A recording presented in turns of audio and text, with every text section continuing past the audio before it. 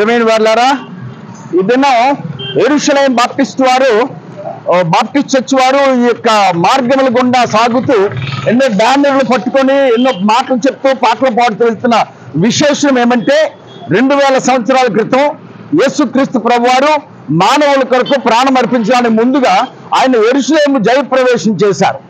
ఆ జయప్రవేశం తరువాత కొన్ని దినాలకి అంటే గుడ్ ఫ్రైడే నాడు ఆయన తన ప్రాణాన్ని మానవులందరి కోసం అర్పించడానికి కల్వరి మెట్టుకు అనగా గొల్గొతా కొండకు వెళ్ళారు.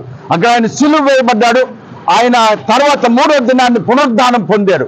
ఈ సంగతి లోకానికి తెలియజేయడానికి మేము ప్రయాసపడుతున్నాం. మా సంఘం ప్రారంభించి ఇప్పటికి 22 సంవత్సరాలు. ఈ 22 సంవత్సరాల్లో ఏ ఒక్కరోజు కూడా పోగొట్టకుండా ఈ సువార్తను లోకంలో అందరికీ అందించాలని, ప్రతి ఒక్కరు కూడా ఆయన మరణ పునరుద్ధానంలో విశ్వాసం ఉంచినట్లయితే వారు రక్షించబడతారని చెప్పడానికి మా ప్రయాస. అటువంటి దేవుని యొక్క కృపను మీరు సద్వినియోగం చేసుకోవాలని నేను కోరుతూ నా మాటల్ని ముగిస్తున్నాను. దేవుడు మిమ్మల్ని దీవించుగాక.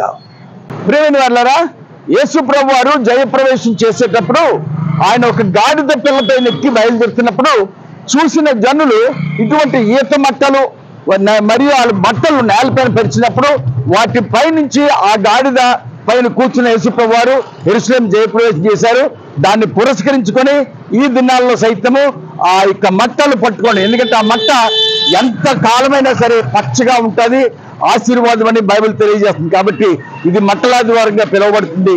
ఈ సంగతి గ్రహించిన మీరు ఈ ఆశీర్వాదం కూడా పొందుకోవాలని కోరుతూ నా మాటలు నేను ముగిస్తున్నాను. దేవుడు మిమ్మల్ని దీవించుగాక. సమస్య లేని ఇల్లు ఉండదు, పరిష్కారం లేని సమస్య ఉండదు. బంధాలు గొప్పవి, బాధలు చిన్నవి. మీ సమస్యని మేము పరిష్కరిస్తాం. రండి, మాట్లాడుకుందాం.